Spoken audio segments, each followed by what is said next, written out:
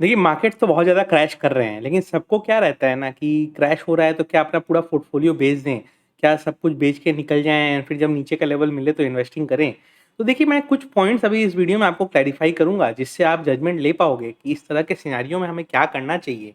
Additionally देखिए, कोई भी चीज़ से बेच के एग्ज़िट कर लेना उस चीज़ का सॉल्यूशन नहीं है और किस चीज़ में हमें रहना है एंड किस चीज़ से निकल जाना है, इसके भी 2-3 पैरामीटर्स होते हैं। मैं भी वो आपको समझाने की कोशिश करूँगा। तो हम डिस्कशन को स्टार्ट करेंगे बट ये पहले समझ लेते हैं कि ये जो गिरावट आ रही है इसका कारण क्या है? देखिए, जब कोविड रिसेशन आया तो यूएस फेड ने और इनफैक्ट ऑलमोस्ट हर बैंकिंग मेजर बैंक्स ने और हर सेंट्रल बैंक ने फ्री मनी प्रिंटिंग, सस्ते में लोन देना और ये सब चीज़ चालू किया।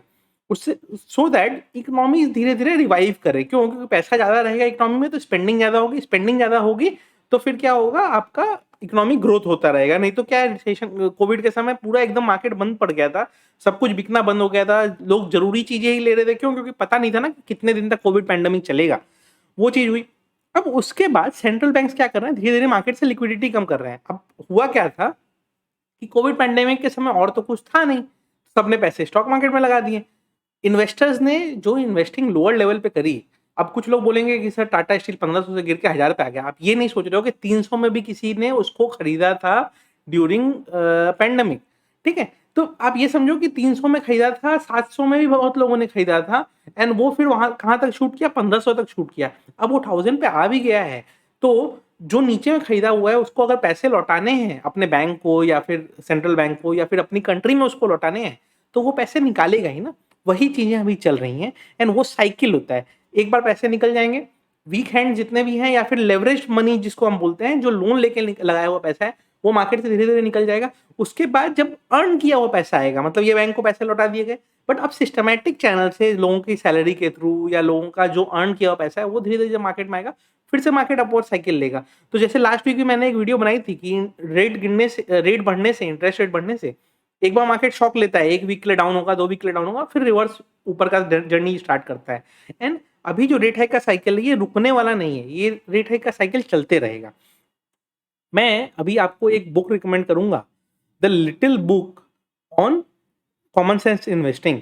ये बुक में ना आप जब पढ़ोगे ना तो आपको पता चलेगा कि इन्वेस्टिंग जब हम कोई शेयर में करते हैं, तो उसमें रहने का और उससे निकलने का कुछ लॉजिकल रीज़न्स होता है। उस लॉजिकल रीज़न्स को ही हम यूज़ करके उससे बाहर निकलेंगे या फिर उसमें बैठे रहेंगे। क्यों? क्योंकि कोई ज़रूरी नहीं है कि अभी वो शेयर का दाम गिर गया है, इसका मतलब उस शेयर का वैल्यू वहीं पे खत्म हो गया है। वो शेयर के दाम फिर से बढ़ सकते हैं प्रोवाइडेड कुछ कॉमन पैरामीटर्स हैं जिसके कारण वो ऊपर चलता रहे। उन पैरामीटर्स को अभी हम इस वीडियो में डिस्कस करेंगे और इस बुक को आप पढ़ लो तो बहुत अच्छा है, बट अगर इस बुक को आप नहीं पढ़ पाते हो तो इसकी बुक समरी को आप कुकू एफएम पे सुन सकते हो। कुकू एफएम एक leading audio book and book summary platform है जहां इस तरह के हजारों audio books and book summary आपको अवेलेबल मिलेंगे। एडिशनली अभी इनका एक सेल चल रहा है 11 जून से लेके 19 जून तक, जहाँ पे आपको ये अपने एनुअल सब्सक्रिप्शन पे 50% ऑफ दे रहे हैं। तो डिस्क्रिप्शन में दिए गए लिंक से आप कुकू एफएम को डाउनलोड करिए एंड कोड यूज़ करिए घर50, तो इनके एनुअल सब्सक्रिप्शन में आपको 50% ऑफ मिलेगा और इस तरह के हज़ारों audio books and book summaries को आप सुन सकते हो, जिसमें कॉफ़ी कैन इन्वेस्टिंग भी आपको मिल जाएगा, कॉमन सेंस इन्वेस्टिंग मिल जाएगा, आपको बिग बुल के बारे में मिलेगा, आपको बहुत सारी बुक्स मिलेंगे। सबको पढ़िए एंड अपना जर्नी स्टार्ट करिए ऑडियो बुक्स का। तो देखिए, अभी जैसे हम फर्स्ट पैरामीटर डिस्कस करते हैं कि जो कंपनी मान लीजिए हमारा इन्वेस्टमेंट है एंड वो कंपनी में आपको देखना है कि इसमें हम बने रहे हैं या नहीं बने रहे, तो ये देखना पड़ेगा उसका बिजनेस परफॉर्मेंस कैसा चल रहा है। देखिए, बिजनेस परफॉर्मेंस दो पैरामीटर्स हम देख सकते हैं, एक रेवेन्यू, एक प्रॉफिटेबिलिटी। प्रॉफिट से शेयर प्राइस डिटरमाइन होता है एंड इन्फ्लेशन जब बढ़ता है ना तो उनके हर चीज का कॉस्टिंग बढ़ जाता है एंड हर चीज का कॉस्टिंग बढ़ता है तो उसका प्रॉफिट में हिट आता है। तो वो प्रॉफिट में हिट आने वाला है, इसके कारण क्या होता है शेयर प्राइस गिरता है। बट उसका एक और अलग फैक्टर भी है, उनका जो भी प्रोडक्ट एंड सर्विस वो बेच रहे हैं, इन्फ्लेशन के कारण उस प्रोडक्ट एंड सर्विस का भी दाम बढ़ता है, जिसका रिफ्लेक्शन आपको बाद के क्वार्टर में आएगा।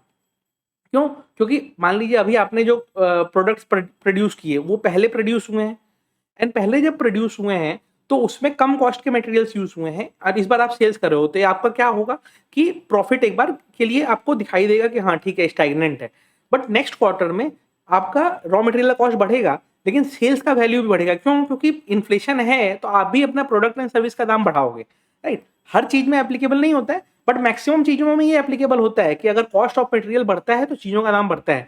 लोग बिस्किट का एग्जांपल से भी आप देख सकते हैं, पहले एक बिस्किट का पार्ले जी भी 3 रुपए का आता था, आज के डेट में वो 5 रुपए का आता है। 3 में तो अब वो भी नहीं दे पाते हैं, एंड उसमें भी क्वांटिटी दिन पर दिन कम करते जा रहे हैं। पहले 100 ग्राम देंगे, फिर उसके 90 कर देंगे, फिर 80 ग्राम कर देंगे। तो इस तरह से वो बढ़ाते रहते हैं, राइट? तो क्या होता है, कॉस्ट ऑफ मटेरियल जैसे बढ़ता है लोग पास ऑन कर देते हैं। तो अब ये सब चीज़ को कि हमारी कंपनी जिसमें हम इन्वेस्टेड है उसका सेल्स गिर रहा है कि नहीं, इसको जज कैसे हम करें? कोई भी स्क्रीनर पे आप चले जाइए, ये स्टॉकेज का प्लेटफॉर्म है और इसमें ना जो डाटा भी हम दिखाएंगे आपको सेल्स वगैरह का, ये सब ये फ्री में दिखाते हैं, तो उसमें कोई दिक्कत नहीं आएगी आपको। आप फ्री में ये चीज़ें को देख सकते हो, और अगर आपको इसका 1 मंथ का प्रीमियम भी देखना है तो उसका भी 1 मंथ का प्रीमियम, फ्री प्रीमियम का लिंक मैंने डिस्क्रिप्शन में दे दिया है, वो आप चाहें तो वहाँ से देख सकते हैं। अब मान लीजिए मैं आईईएक्स पे आता हूँ। अब काफ़ी लोग कहेंगे कि सर आईईएक्स में बहुत डिप आया है, 280 से शेयर 180 तक आ गया है। बट आप अगर आओगे इनका सेल्स वगैरह का, तो देखो आप नेट सेल्स इनका हर क्वार्टर हर साल बढ़ते जा रहा है, हर साल बढ़ते जा रहा है, राइट?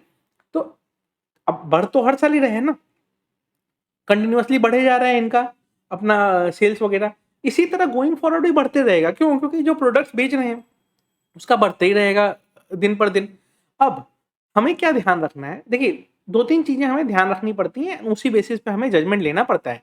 तो उस चीज़ को मैं अभी डिटेल में आपको समझाऊँगा और 1-2 शेयर्स का एग्ज़ाम्पल लूँगा, बट उन शेयर्स को आप रिकमेंडेशन के हिसाब से मत समझिएगा कि ये रिकमेंडेशंस है, रिकमेंडेशंस नहीं है, इनको एनालिसिस पर्पज़ के लिए हम यूज़ कर रहे हैं। तो देखो, एनुअल लेवल पे इनका रेवेन्यू आपको कंटिन्यूअसली बढ़ता हुआ दिख रहा है, बट अभी स्टॉक प्राइस क्यों करेक्ट हुआ है? आपको मैं दिखाता हूँ। आप अगर फंडामेंटल्स में आएँगे एंड क्वार्टरली रिजल्ट्स देखेंगे तो देखिए, जून 2021 में इनका 91 करोड़ का एनुअल मतलब क्वार्टरली सेल्स था। उसके बाद सितंबर में बढ़ा, फरवरी में भी बढ़ा, बट मार्च में आपका रेवेन्यू थोड़ा-सा डिप लिया है। रेवेन्यू डिप लिया है, क्लियर इंडिकेशन है कि रेवेन्यू डिप लिया है। रेवेन्यू डिप क्यों लिया है? विंटर में इलेक्ट्रिसिटी का कंजम्पशन और सेल्स थोड़ा-सा कम होता है कंपैरेटिवली, राइट? ये ट्रेंड आपको पहले भी दिखेगा। आपको मतलब ऐसा नहीं है कि वो ट्रेंड पहले नहीं दिखेगा, पहले भी बहुत ज़्यादा इंक्रीमेंट नहीं था, बट इंक्रीमेंट चल रहा था। इस पर रेवेन्यू डिग्रोथ आया। जब रेवेन्यू डिग्रोथ आया तो मार्केट ने क्या लिया? मार्केट ने ये लिया कि नहीं, अब इसका रेवेन्यू स्टैग्नेंट हो गया है और उसके कारण क्या हुआ? स्टॉक प्राइसेस गिरना चालू हुए। तो ये एक अंडरस्टैंडिंग के लिए आपको मैंने समझाया कि रेवेन्यू जिस तरह से जिस फास्ट पेस में बढ़ रहा था, वो फास्ट पेस में बढ़ना जैसे ही रुका, मार्केट ने शेयर प्राइस को रिफ्लेक्ट किया एंड उसके बाद वो शेयर प्राइस गिरना चालू हुआ। मैं और भी एग्जांपल्स आपको दिखाऊंगा, ठीक है? अब नीचे चलते हैं, लेकिन प्रॉफिटेबिलिटी बढ़े जा रही है, ठीक है? तो प्रॉफिटेबिलिटी बढ़ रही है। अब कुछ लोग बोलेंगे सर ये क्या लॉजिक हुआ कि प्रॉफिटेबिलिटी बढ़ के आया है और आपका ये चीज़ गिर रहा है। तो देखिए, उसमें कैसा है कि इनका ना अदर इनकम थोड़ा-सा बढ़ के आया है, ठीक है? अदर इनकम बढ़ के आया है, उसके कारण क्या हुआ है, ये रफली 13 करोड़ का अदर इनकम से 16 करोड़ का अदर इनकम हुआ है। तो प्रॉफिटेबिलिटी में थोड़ा-सा आपको इंक्रीमेंट देखने को मिला है, प्लस टैक्स भी थोड़ा-सा कम हुआ है इनका। तो काफ़ी सारी चीज़ें हैं जिसके कारण इसका इफ़ेक्ट पड़ा है और एक्सपेंडिचर में भी कमी आई है, ठीक है? तो सेल्स कम हुआ है, बट प्रॉफिटेबिलिटी बढ़ के आया है। तो अब क्या कर रहा है मार्केट? सेल्स और रेवेन्यू दोनों को फैक्टर कर रहा है। तो अभी जो प्रॉफिटेबिलिटी है वो स्टेबल है, मतलब प्रॉफिटेबिलिटी स्टेबल है, इसका मतलब इनका जो कॉस्टिंग है वो नहीं बढ़ रहा है। क्यों? क्योंकि ये तो इलेक्ट्रिसिटी का ट्रेडिंग कराता है, तो ट्रेडिंग में कॉस्टिंग नहीं बढ़ के आती है, क्योंकि ये तो कोई प्रोडक्ट नहीं बेच रहे हैं, खरीदने का बेचने का, तो इसलिए इनकी प्रॉफिटेबिलिटी पे इंपैक्ट नहीं आया। अब मैं एक ऐसी कंपनी दिखाऊंगा जिसका प्रॉफिटेबिलिटी पे भी आपको इंपैक्ट दिखेगा। देखिए, तो इनका रेवेन्यू डिप हुआ है इसलिए स्टॉक प्राइसेस गिरा, एंड प्रॉफिटेबिलिटी डिप लिया है तो प्रॉफिटेबिलिटी स्टेबल है तो स्टॉक प्राइसेस भी स्टेबल है। तो अभी कोई अगर देखना चाहे और मानता है कि इंडिया में इलेक्ट्रिसिटी का कंजम्पशन बढ़ता है, तो यही आइडियल टाइम होता है कि जब 1-2 क्वार्टर खराब हो। कोई हमेशा ये कहा जाता है कि कोई एक खराब क्वार्टर एक कंपनी के लिए, एक इन्वेस्टर के लिए सबसे अच्छा अपॉर्चुनिटी होता है। तो एक क्वार्टर में रेवेन्यू कमाया, उसके कारण क्या होगा? शेयर प्राइस गिरा, उसके कारण क्या होगा? ये कैंडिडेट बन जाता है कि हाँ, किसी को long term point of view से सोचना है तो वो सोच सकता है। अब मैं आता हूँ एक दूसरी कंपनी पे, ठीक है, जो काफी डिप दे रहा है। तो ये 2-3 पैरामीटर्स आप ध्यान रखें, तो आपके जितने स्टॉक्स है सब में आप ये सब चीजें जाके आज चेक करना, और सारी चीजें आप चेक करोगे तो उसके बाद आप जज कर पाओगे कि इस स्टॉक में बने रहना है या नहीं बने रहना है। अब आते हैं पहले फंडामेंटल्स में, डायरेक्ट हम उसी में आते हैं और हम रिजल्ट्स में देख लें, क्वार्टरली देख लेते हैं, ठीक है? अब आप देखो खुलने में, हाँ।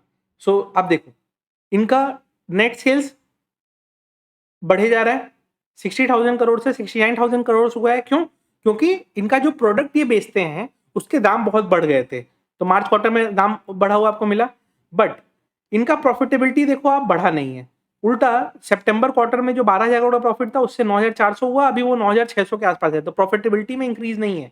तो मैंने आपको दो कॉन्ट्रास्ट दिखाए, यहाँ पे इनका सेल्स बढ़ रहा है बट प्रॉफिटेबिलिटी नहीं बढ़ रहा है। क्यों? क्योंकि ये प्रोडक्ट बेच रहे हैं। आईएक्स क्या था? सर्विस बेच रहा था, सर्विस में उसकी कॉस्टिंग नहीं बढ़ के आई, तो इसलिए प्रॉफिटेबिलिटी उसकी बढ़ गई है। ये प्रोडक्ट बेच रहे हैं तो महंगा खरीद रहे हैं, महंगा बेच रहे हैं। तो अगर ये आयरन और महंगा खरीद रहे हैं, उससे स्टील बना रहे हैं, तो इनके प्रॉफिटेबिलिटी पे हिट आता है। वही चीज दिखाई दे रही है कि सेल्स बढ़ा है आपका ऑलमोस्ट 10%, बट प्रॉफिटेबिलिटी बढ़ा है ऑलमोस्ट 2%। इसके कारण क्या हुआ? स्टॉक प्राइस करेक्ट होना चालू हुआ। तो इस तरीके से आप दोनों चीज को एनालाइज करो कि आपके स्टॉक में क्या सही चल रहा है। अब इसमें मॉरल ऑफ द स्टोरी क्या है, क्योंकि मैंने दोनों चीजें आपको दिखा तो दी। मॉरल ऑफ द स्टोरी क्या है? जिन कंपनीज का प्रॉफिटेबिलिटी पे इंपैक्ट नहीं आ रहा है वो कंपनीज आपको रख के रखनी है। क्यों? क्योंकि इसका मतलब क्या हो रहा है, वो अपना हायर कॉस्ट पास ऑन कर पाएंगे अपने कस्टमर्स को। और जिन कंपनीज के प्रॉफिटेबिलिटी पे हिट आ रहा है वो कंपनीज में अभी बैठे रहना रिस्की है। क्यों? क्योंकि उनका प्रॉफिटेबिलिटी इन्फ्लेशन के कारण और दिन पे दिन कम होगा। तो हमें मॉरल ऑफ द स्टोरी क्या समझना है? मॉरल ऑफ द स्टोरी ये समझना है कि जो कंपनीज प्रॉफिटेबिलिटी को मेंटेन कर पाएंगे वही सरवाइव करेंगे। जिनका प्रॉफिटेबिलिटी डिप ले रहा है या बहुत ज्यादा ग्रोथ नहीं दे रहा है कंपेयर टू सेल्स, क्योंकि 10% अगर रेवेन्यू बढ़ा है तो और आपका प्रॉफिट 10% नहीं बढ़ा है, इसका मतलब क्या है? आपका एक्सपेंडिचर बढ़ गया है। तो जिनका एक्सपेंडिचर बढ़ गया है उनसे हमको निकलना है। क्यों? क्योंकि उनके ऊपर इन्फ्लेशन का ज्यादा इंपैक्ट पड़ेगा। स्पेशली प्रोडक्ट बेस्ड कंपनीज में आपको ये दिक्कत आएगी, सर्विस बेस्ड कंपनीज फिर भी थोड़ा सा बेटर करेंगी। तो इस बेसिस पे आपके जितने शेयर्स हैं ना, सारे शेयर्स में आप इसी तरह से जजमेंट लीजिए। एंड वो जजमेंट के बेसिस पे आपको ये ध्यान रखना है कि कोई भी स्टॉक से एक दिन में निकलने का जजमेंट मत ले लीजिए। अपना सोचना है, समझना है। अगर आपको लगता है कि हाँ आपकी कंपनी का सेल्स उसी तरह से है, सेल्स बहुत ज़्यादा ना डिप लिया है ना बहुत ज़्यादा बढ़ा है, लेकिन प्रॉफिटेबिलिटी हमारी स्टेबल है, तो फिर ये कंपनी आज स्टॉक प्राइस गिरा है कल ऊपर चला जाएगा। बट जिसमें आपका सेल्स बढ़ रहा है बट प्रॉफिटेबिलिटी कम हो रही है, तो कल हो सकता है सेल्स कम भी हो जाए, क्योंकि उस प्रोडक्ट का प्राइस जैसे ही कम होगा, क्योंकि इन्फ्लेशन के कारण प्रोडक्ट का प्राइस ज्यादा मिला है आपको, जैसे ही उस प्रोडक्ट का प्राइस कम होगा आपका फिर सेल्स कम हो जाएगा, एंड सेल्स कम होगा प्रॉफिटेबिलिटी और कम हो जाएगी, क्योंकि मार्जिन पे उसका इफेक्ट आपको दिखाई देगा। वीडियो अच्छी लगी हो तो लाइक कर दीजिएगा।